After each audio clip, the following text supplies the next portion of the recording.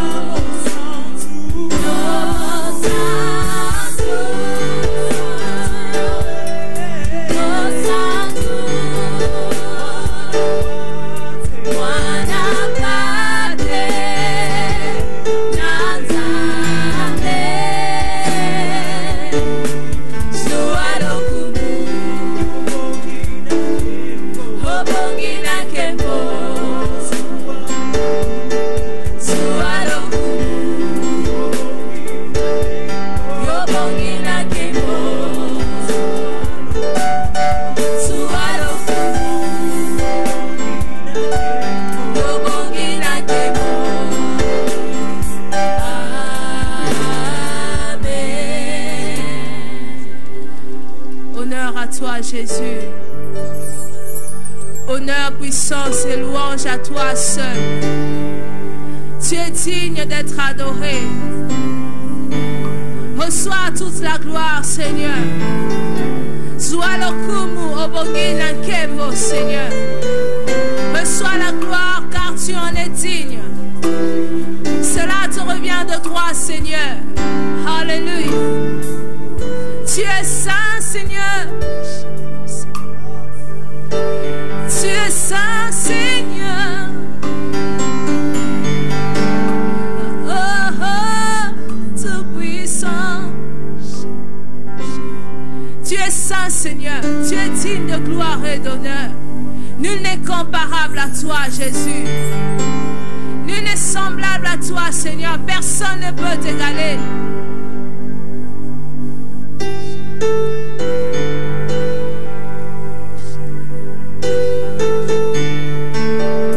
Je te bénis, Seigneur, car tu es tout puissant. Alléluia. Alléluia. Alléluia.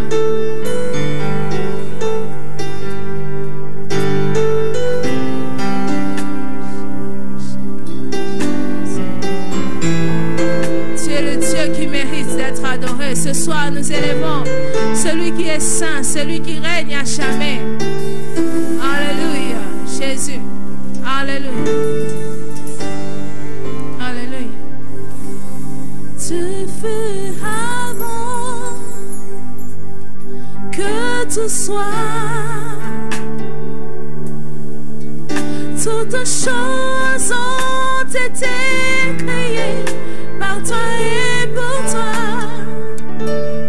Tu n'as ni commencement de jour ni fin de vie.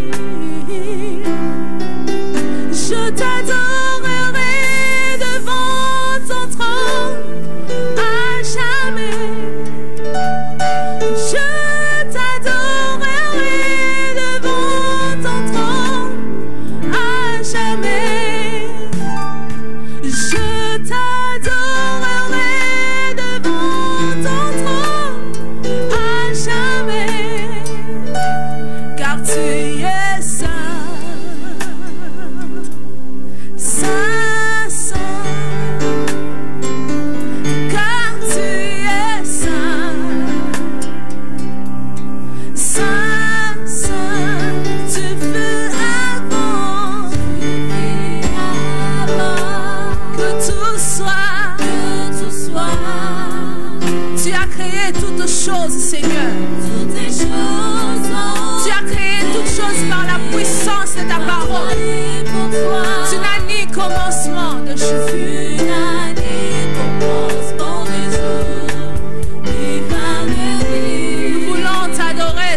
Seigneur, puisque nous sommes devant ton trône.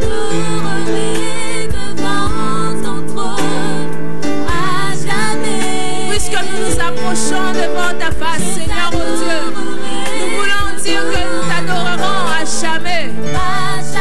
Je t'adorerai. Je t'adorerai devant. Je veux t'adorer. Je veux t'adorer. Je t'adorerai devant. Je veux t'adorer. Oh, car tu es saint. Tu es saint. Car tu es saint. Tu es saint. Oh, car tu es saint.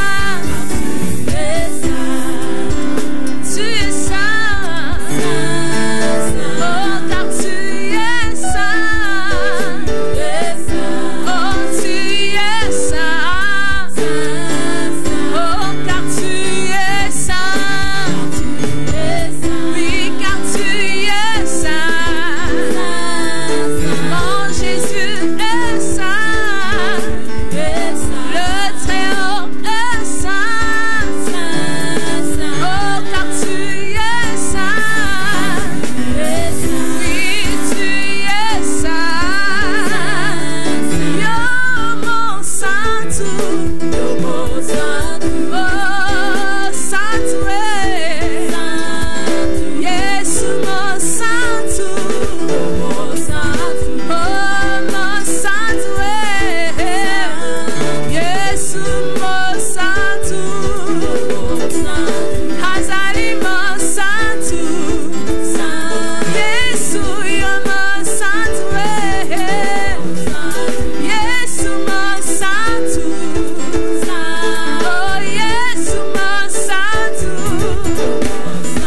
Yes, mon saint. Oh oui, car tu es saint. Le Très-Haut est saint. Celui que nous adorons est saint. Nous proclamons que tu es saint. De tous nos cœurs, nous proclamons que tu es saint. À toi la gloire, à toi le règne. Seigneur, tu es saint. Oh, tu es saint. Seigneur, tu es saint pour nous. Tu es saint pour nous. Tu es saint pour ton église. Tu es saint pour mon frère. Tu es saint pour ma soeur. Tu es saint. Tu es saint. Tu es venu pour nous. Tu t'es livré pour nous, Seigneur. Tu as connu la mort pour nous. Tu es passé jusqu'à la mort de la croix pour nous. Seigneur, tu t'es rendu obéissant pour nous. Tu t'es fait pécher pour que nous soyons sanctifiés. Tu t'es fait pécher pour que nous soyons justifiés.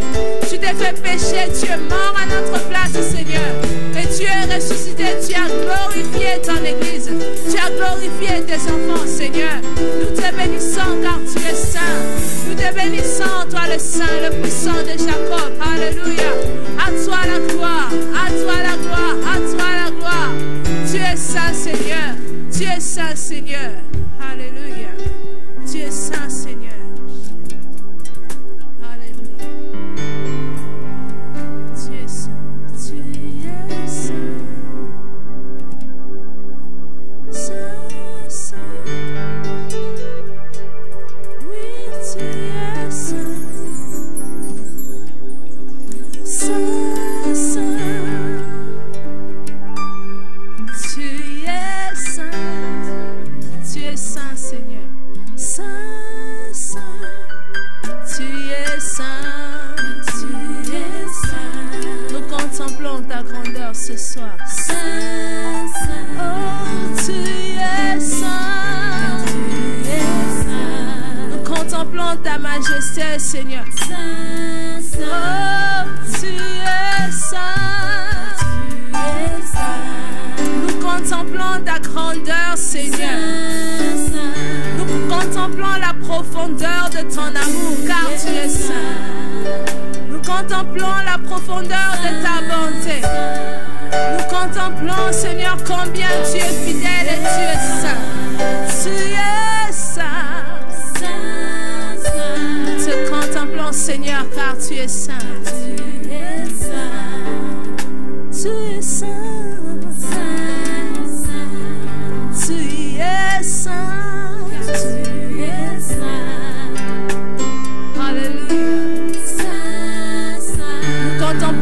l'amour de celui qui nous a sauvés. Seigneur, quand je contemple ton amour, je manque même de quoi dire. Seigneur, tu m'as aimé sans me juger alors que j'étais perdu.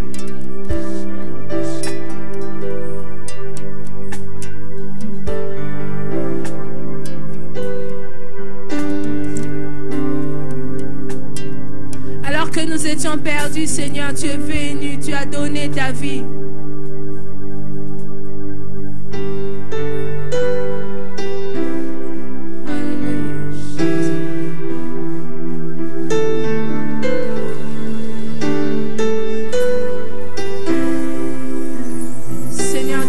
Donné ton nom. Tu nous as donné une place dans ta maison, Jésus. Tu nous as donné une place dans ton royaume. Tu as fait de nous des élus, des héritiers du Père.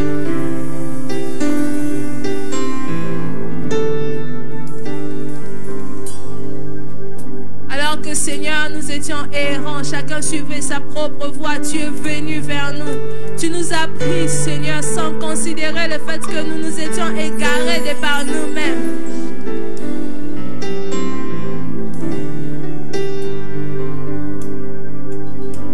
Jésus. Alléluia. Nous aimons ta présence, Seigneur.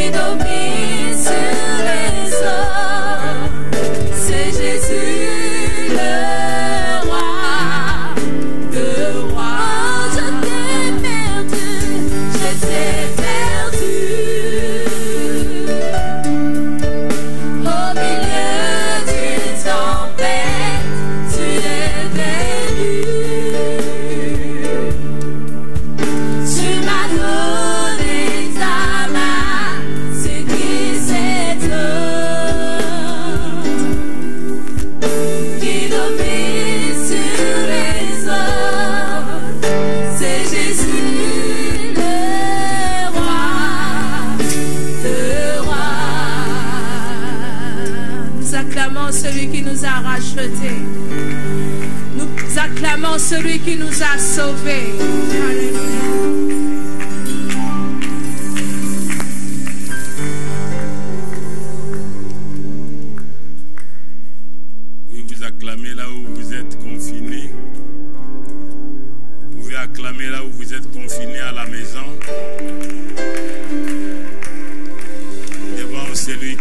marché sur les eaux. C'est Jésus. Nous disons merci au Seigneur pour ces moments que nous voulons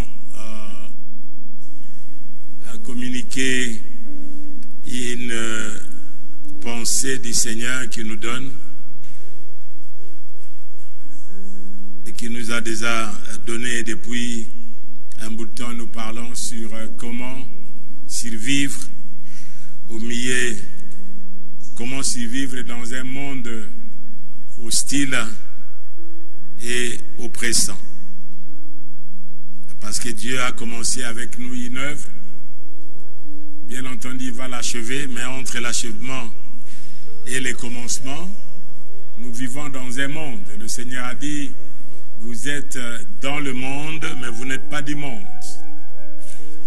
Nous voulons dire merci aux bien-aimés qui sont toujours disposés à nous connecter avec les réseaux sociaux.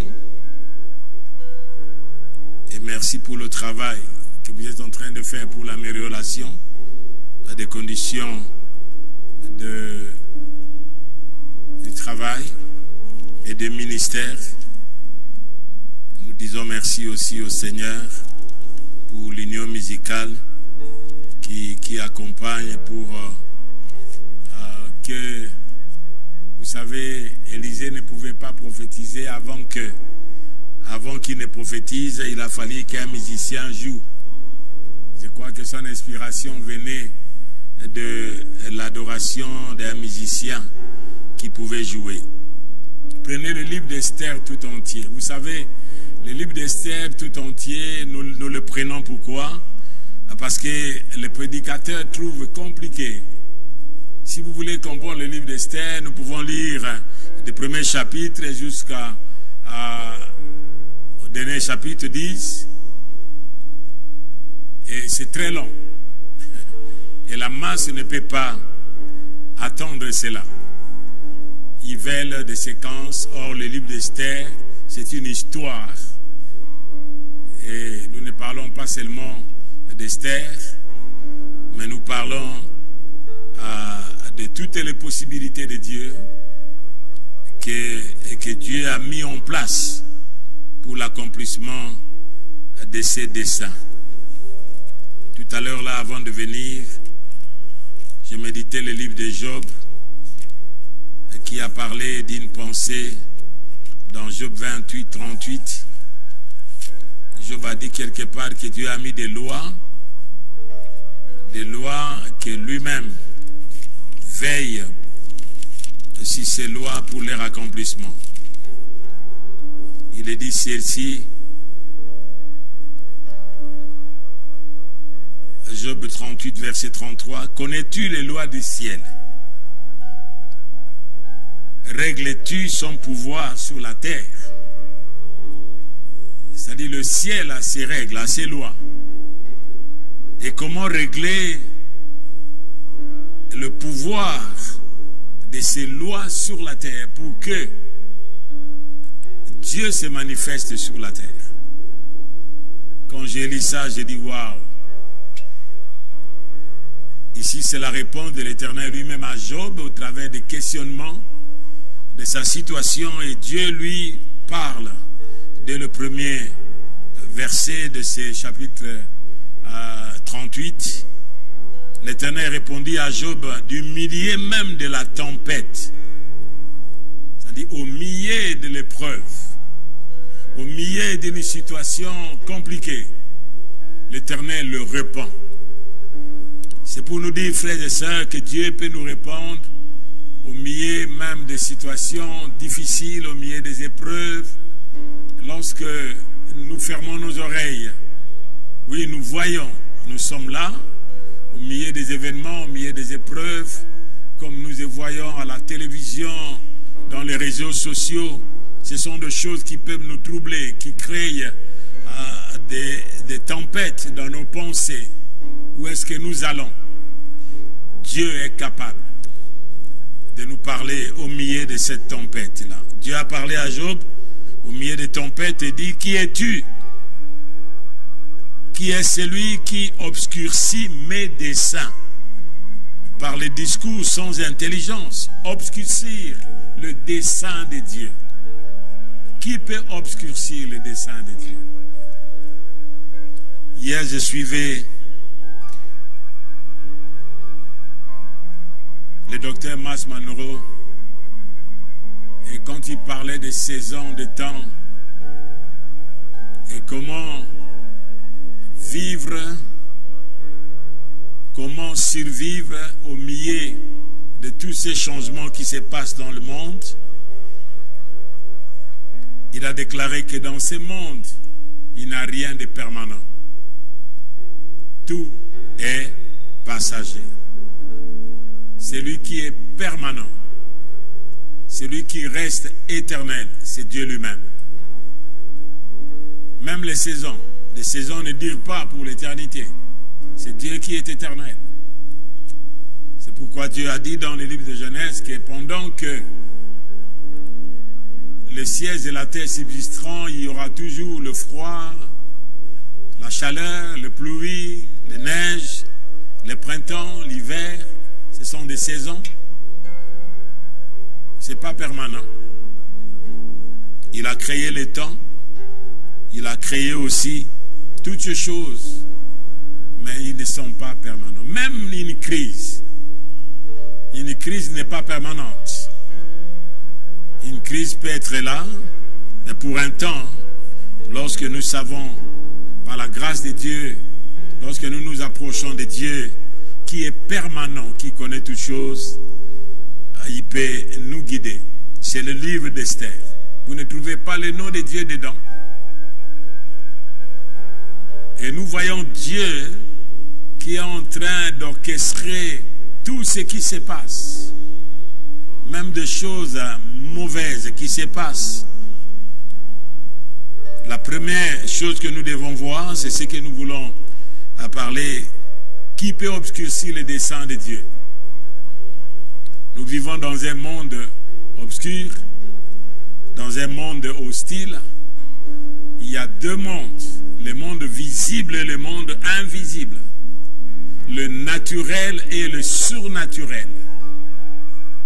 Et écoutez ce que la Bible nous dit ici dans Job 38, le verset 33. Connais-tu les lois du ciel? C'est-à-dire le ciel a des lois. Règles-tu son pouvoir sur la terre? Le pouvoir de ces lois-là, qui peut le régler sur la terre? C'est ce que le Seigneur lui-même a dit. Et quand il a enseigné à ses disciples de prier, que ton règne vienne, que ta volonté soit faite sur la terre, comme tu le veux au ciel. C'est-à-dire au ciel, il y a quelque chose qui se passe, que Dieu veut exécuter sur la terre. Mais il veut l'exécuter comment? Il peut le réaliser comment? C'est pourquoi il a dit même à Pierre, quand Pierre a répondu à la question de qui suis-je, au dire des autres, les uns disent que je suis tel, je suis tel, je suis tel, mais vous, qui dites-vous que je suis? Pierre va répondre, tu es le Christ, le Fils de Dieu vivant. Tu es le Christ. Et le Seigneur lui a dit, Pierre, ce n'est pas toi, ce n'est pas la chair et le sang qui t'ont fait connaître ces choses, c'est mon Père qui est dans les cieux, qui t'a révélé ces choses. Notre Dieu ne s'apprend pas, ne s'étudie pas. Nous pouvons aller dans la théologie, nous pouvons aller faire à tout ce qui est étude sur Dieu, parce que la théologie c'est l'étude sur Dieu. Nous ne le connaîtrons jamais. C'est lui qui s'est fait connaître à nous. Il a dit à Pierre, oui, comme tu as dit, comme ça tu es Pierre, je bâtirai mon église. Ce que tu lieras sur la terre sera lié au ciel.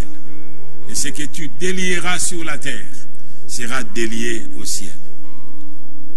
Voilà en bref un peu pour nous parler de cela. C'est pourquoi il y a des lois que Dieu a établies au ciel qui sont réglées aussi sur la terre.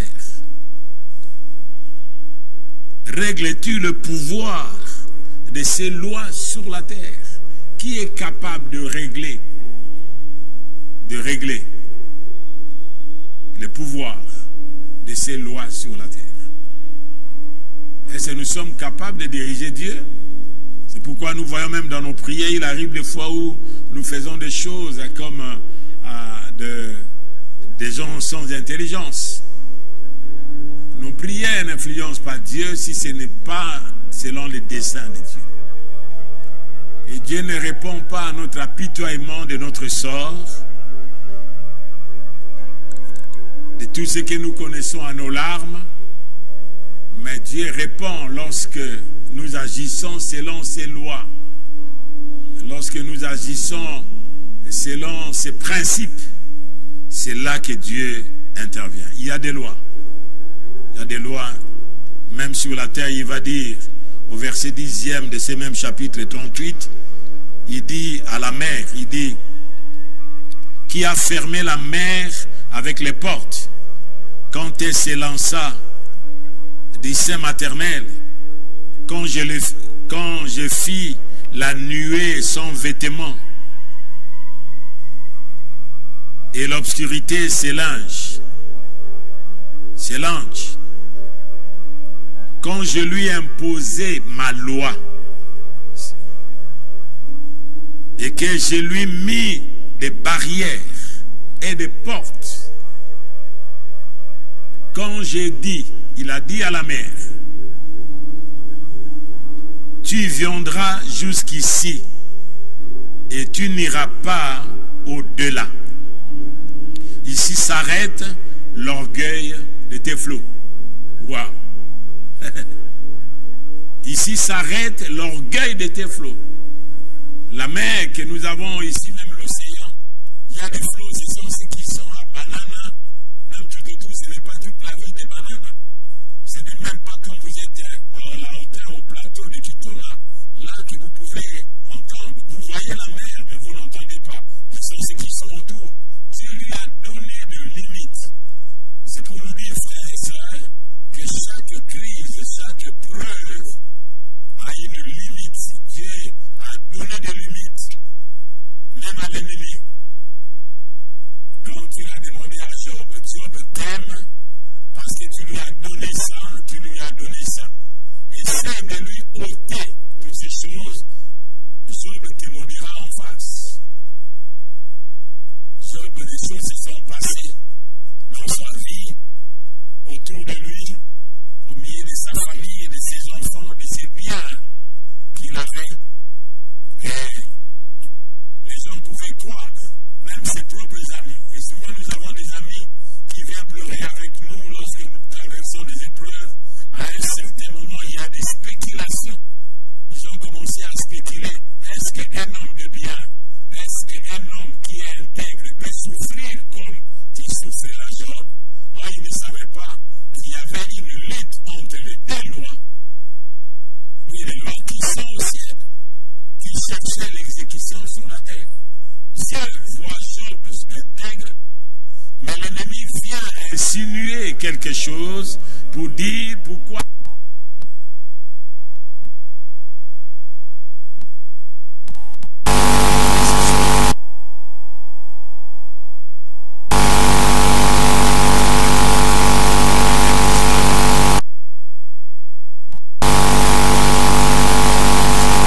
Parce que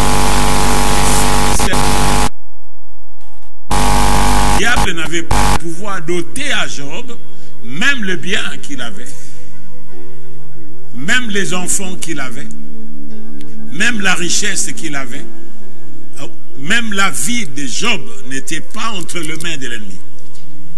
J'aimerais parler à quelqu'un qui nous regarde, qui est en train de passer l'épreuve soit d'une maladie, épreuve au travers de ces confinements.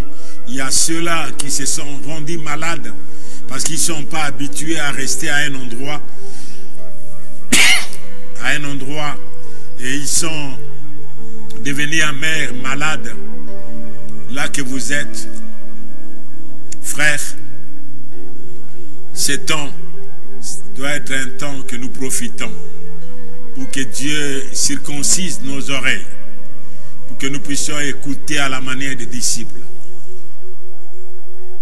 et qu'il nous donne cette éclorure dans nos yeux pour que nous puissions voir. Et des fois, nous avons cru que nous sommes trop riches, indépendants, autonomes même de Dieu. Et Dieu a prouvé par ce que les hommes même ont fait, ont fabriqué. Il a profité de ce temps comme un temps sabbatique pour donner le repos, pour réfléchir. Pour ces 10 autres années qui viennent, nous poserons la question, qui suis-je et qu'est-ce que je serai dans ces 10 années? Et d'où je viens? Et qu'est-ce que je dois faire? Et quelles sont les capacités que j'ai pour faire? Et quelle est ma destinée? Ce sont ces 5 questions-là que lorsque nous ne l'avons pas en nous, nous allons souffrir quelques maladies qui vont nous hanter. C'est la situation que nous voyons ici. Je viens en introduction de ce livre d'Esther vous parler que vous ne trouverez pas le nom de Dieu dedans, mais vous trouvez un monde qui est régi par ses lois. Et vous trouvez aussi des personnes qui, le système de ce monde-là, vous le trouvez, ce système que le roi lui-même, avec tous ceux qui sont autour de lui, incarne. Et deuxièmement, troisièmement, je disais, premièrement, le monde, c'est-à-dire l'empire, le royaume, c'est un empire païen. Et dans cet empire-là, deuxièmement, il y a des personnages qui incarnent le système de cet empire-là, qui est influencé par, qui est régi aussi par des lois, qui sont des lois surnaturelles, mais mauvaises.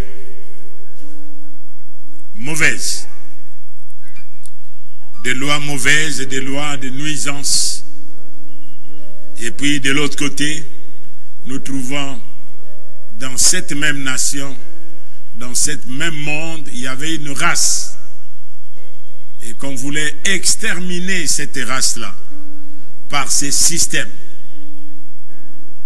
Et comment cette race-là a recouru aux lois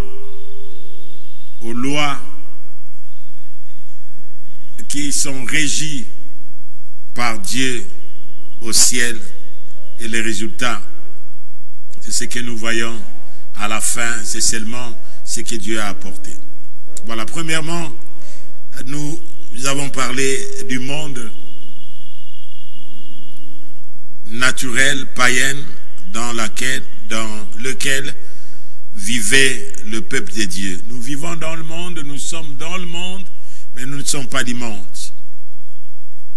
Ici, l'auteur du livre d'Esther brosse un tableau sombre, mais réaliste. Pourquoi? Du monde profane qui vivait le peuple de Dieu, l'empire perse. Cet empire est caractérisé par sa puissance, par sa séduction et par sa dureté totalitaire. Les 3 aspects apparaissent dans le premier chapitre lorsque nous lisons l'histoire. Le roi est élevé, et à l'élévation du roi,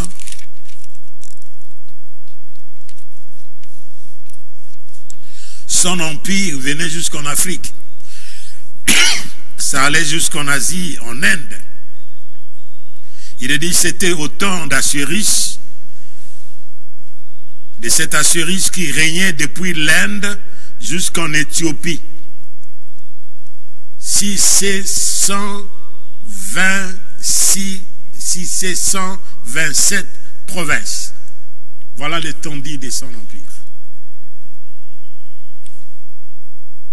Et il avait non pas seulement une langue, comme au temps de l'Empire grec, mais il y avait plusieurs peuples qui avaient, comme ici au Congo, bien entendu, nous avons plusieurs dialectes, plus de 450 dialectes. Et quand tu as plus de 450 dialectes, c'est qu'il y a plus de 450 ethnies.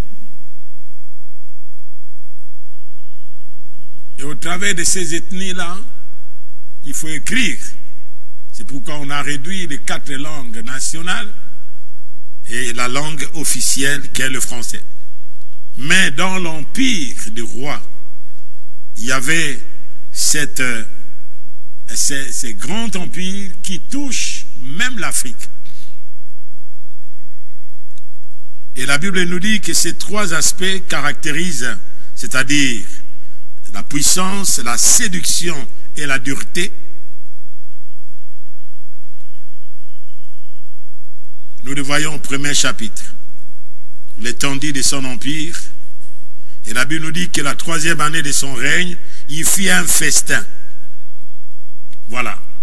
Ici, le roi a démontré, il voulait organiser. Assuérus commence par montrer sa grandeur en organisant une fête de combien de jours? De 180 jours. Une fête dans toutes ces 127 provinces. Et à la fin, ces 127 provinces étaient des nations. Et à la fin, il va organiser 7 jours pour ces convives qu'on a invités dans la fête dans tout l'Empire. Et à la fin, les 7 jours, il ramène les délégués pour venir dans la capitale, Suse, la capitale, pour fêtoyer, pour montrer sa grandeur. On organisa une fête de 180 jours. Puis apparemment ici, le deuxième point, c'est cette générosité, l'apparence de la générosité qui se manifeste par l'invitation adressée à tous les habitants, même de la capitale. Tous les habitants de la capitale sont venus, plus les délégués des provinces. Il est dit que verset 3, la 3e année du règne, il fit un festin à tous ses princes et à ses serviteurs. Les commandants de l'armée de Perse et de Médès, les grands et les chefs des provinces firent réunir en sa place, en sa présence, manifester sa grandeur. Il montra la splendide richesse de son royaume et l'éclatante magnificence de sa grandeur pendant nombre de jours, pendant 180 jours. Ça, c'est pas la folie. Une fête, 180 jours sans travail. Ça fait combien de mois? Lorsque nous calculons cela, ça fait combien de mois? Les gens qui ne travaillent pas, ils fêtent. Maintenant, nous ne fêtons pas. Nous sommes dans le confinement. Ça va totaliser combien de jours? Et lorsque ces jours furent écoulés, le roi fit pour tout le peuple qui se trouvait à Suse, la capitale, depuis le plus grand jusqu'au plus petit, un festin qui dira 7 jours, un festin à l'écart, qui dira 7 jours dans la cour du jardin de la maison royale. Là, c'était singulière, c'était des convives, ce n'était pas n'importe qui, tout le monde est venu là Il y avait la fête dans toutes les provinces. Il y avait la fête des délégués des provinces qui sont venus dans la capitale pour 180 jours. Et puis une autre fête chez lui à la maison. Pour prouver une générosité, nous allons voir des tentilles blanches et des vertes, ainsi de suite. Et on servait, verset 7, on servait à boire dans des vases d'or de différentes espèces. Il y avait abondance de vin royal grâce à la libéralité du roi. Le deuxième point, c'est qu'une apparence de la libéralité, une apparence de générosité qui va durer combien de temps? Même si vous buvez dans la coupe du roi, mais cette coupe d'or va rester. Vous allez rentrer à la maison tel que tu es venu. Voilà, il y a bien des gens qui sont tellement contents lorsqu'il a salué la main. Nous écoutons souvent certaines personnes, ils passent même à la télévision donner le témoignage. J'ai salué, j'étais avec un tel chef. Je l'ai salué même, nous avons mangé ensemble. Ouais, c'est pas mauvais de donner ce témoignage. Mais qu'est-ce qui a changé? Qu'est-ce qui a changé? Certaines personnes montrent une apparence de la générosité, mais ils cachent ce qu'ils sont à l'intérieur. Ça a toujours été la pensée des régimes totalitaires, des gens qui masquent leurs actions mauvaises. Et finalement, le deuxième point, le troisième point, c'est la dureté.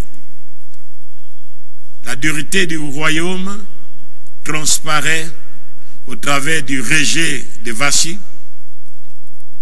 pour n'avoir pas répondu à une simple invitation, est écarté à jamais du trône. À jamais. On l'a écarté. Et cela n'a pas touché seulement le roi, mais le roi qui appelle aussi les conseils de ministres qui décident pour diminuer l'influence des femmes. Et le problème se pose toujours avec l'autorité de l'homme sur la femme. Dans le royaume perse, tout n'est que vantardise, lutte d'influence, amour de l'argent, mépris des plus petits. Voilà comment l'empire perse était caractérisé. La vantardise. Démontrer ce que l'on a.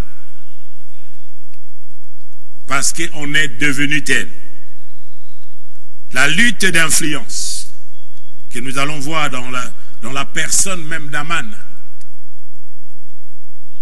Il est élevé, mais il veut que tous ceux qui sont tout autour de lui là, ceux qui sont là, puissent, comme les Anglais disent, back down.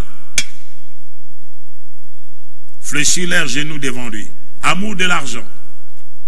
Et puis le mépris même des faibles. Ça qui essaye de marquer des points et malheur à qui ne respecte pas ces règles, vous êtes disqualifié ou vous êtes appelé à payer le prix. Voilà le monde. Ça c'est le premier point. Comment on a décrit ce monde où les enfants d'Israël vivaient. Ils ont été déportés depuis Babylone, depuis l'empire Babylone, de leur nation Jérusalem jusque-là. Et voilà ce monde. Frères et sœurs, lorsque vous regardez, il n'y a rien de nouveau. Et nous trouvons que ce que nous pouvons connaître dans nos mondes, dans notre monde, aujourd'hui, nous voyons ces mêmes principes du mal qui est pérennisé. C'est les époques et les temps qui changent. Mais le principe du mal ne change pas. Ça reste. Voilà comment ce qui se passe dans ce monde-là. Vashti, qui cherchait une autonomie, n'est pas aimée. Au premier souffle seulement de contestation, elle est balayée d'un revers de la main, non seulement par son mari, mais par tous les conseils de ministres.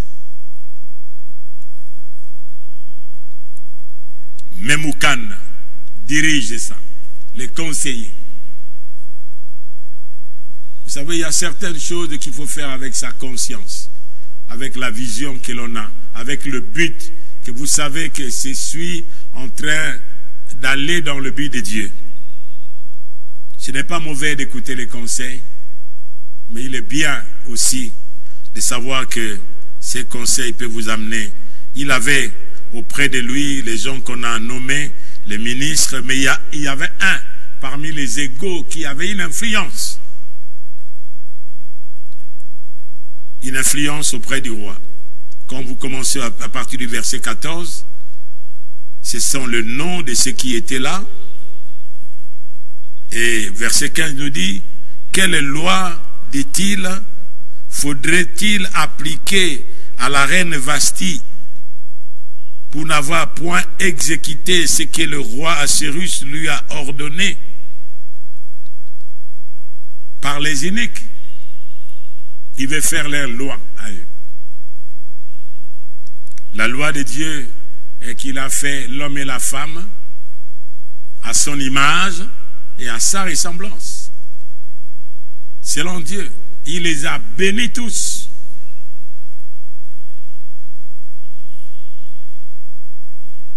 Dieu a fait l'homme et la femme à son image et à sa ressemblance. Quoique Vashti était païenne, moi, je peux entrer dans la pensée de qui est-ce que je dois aller devant qui pour me présenter? Si c'était nous-mêmes que mon mari m'appelle, ah ma femme, j'aimerais quand même te voir. Mais il veut m'exposer comme une idole. Je crois qu'elle avait ses raisons. Mais comme toujours les petits, les faibles sont muselés, ne peuvent pas oser de dire quelque chose, à la fin, c'est ce qui s'est passé. Écoutez Memoukan dit, il répondit devant le roi et les princes. Ce n'est pas seulement à l'égard du roi que la reine Vashti a mal agi. C'est aussi envers tous les princes et tous les peuples qui sont dans toutes les provinces du roi Assuérus. Car l'action de la reine parviendra à la connaissance de toutes les femmes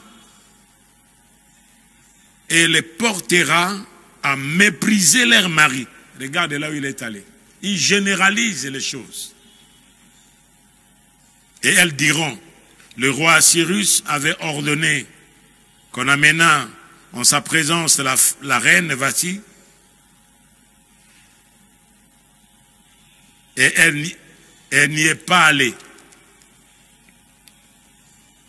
Et dès ce jour, les princes des Perses et des Médis qui auront appris l'action de la reine la rapporteront à tous les chefs du roi, et de là beaucoup de mépris et de colère. Si le roi le trouve bon, qu'on publie de sa part, de la part du roi. Voilà des lois qui sont taillées à la mesure du roi, mais au profit de tout le monde. C'est compliqué lorsque les lois d'une nation, même une famille, même une personne ne veut pas diriger sa vie, comme la Bible nous dit, malheur à celui, à un homme, heureux l'homme qui ne suit pas les conseils du méchant. Si le roi le trouve bon, et une ordonnance royale, d'après laquelle Vashti ne paraîtra plus devant le roi Assuérus, et le roi donnera la dignité de reine à une autre qui soit meilleure qu'elle. Voilà, toujours un autre, une autre qui soit meilleur. Et l'édit du roi sera connu dans tout son royaume, quelque grand qu'il soit, et toutes les femmes rendront honneur à leur mari, depuis le plus petit, depuis le plus grand jusqu'au plus petit. Et cet avis fit approuver du roi et des princes, et le roi agit d'après la parole de Mémoucan. Voilà le monde que nous vivons, où vous êtes là, vous vivez dans un monde, mais il y a les autres qui sont là, qui sont en train de planifier des lois, qui planifient des choses.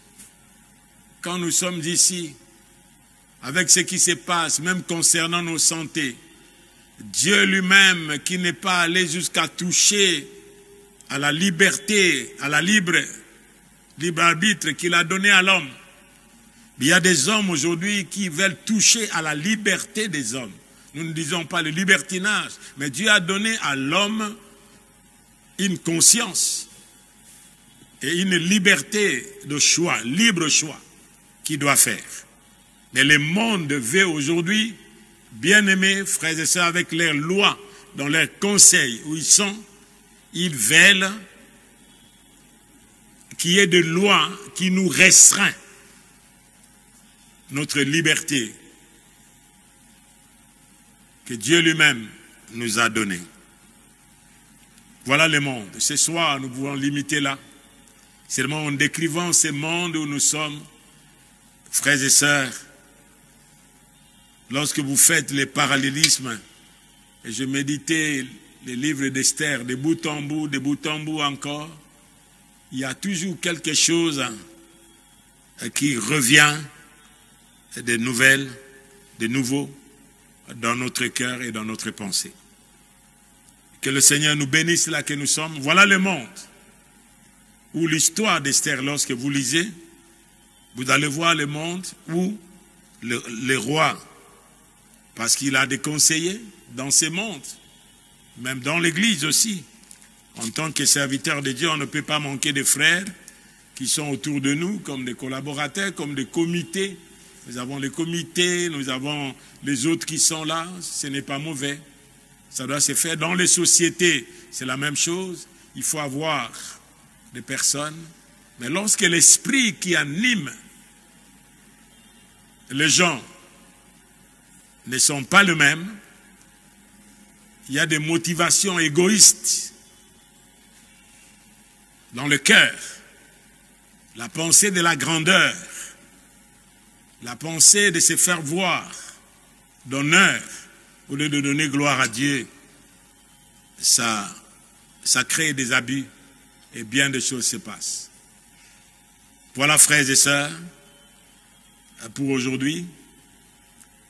Nous vivons dans un monde hostile. Voilà le monde où vivait Mardoché. Et à la fin, je vous recommande, là que vous êtes, lisez le livre d'Esther de bout en bout, et vous serez enseignés et comment ils ont utilisé les principes de Dieu sans faire voir et comment ils ont agi avec sagesse,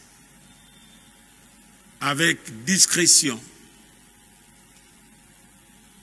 Même s'ils étaient le peuple de Dieu, mais on connaissait seulement Mardoché, qu'il était juif.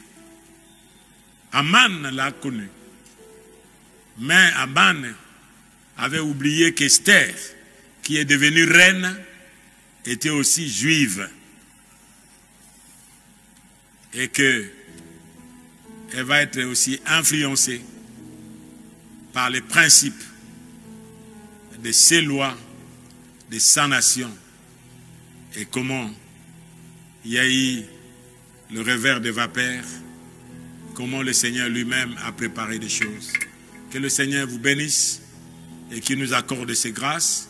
Au milieu de ces mondes que nous vivons, frères et sœurs, sache très bien que nous sommes dans le monde et nous ne sommes pas du monde. Le monde, ce n'est pas le cosmos, mais le système qui se passe.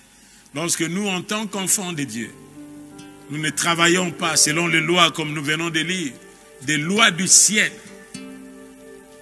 qui a le pouvoir, les lois du ciel, comme nous avons vu dans le livre de Job, comme nous venons de parler à la fin.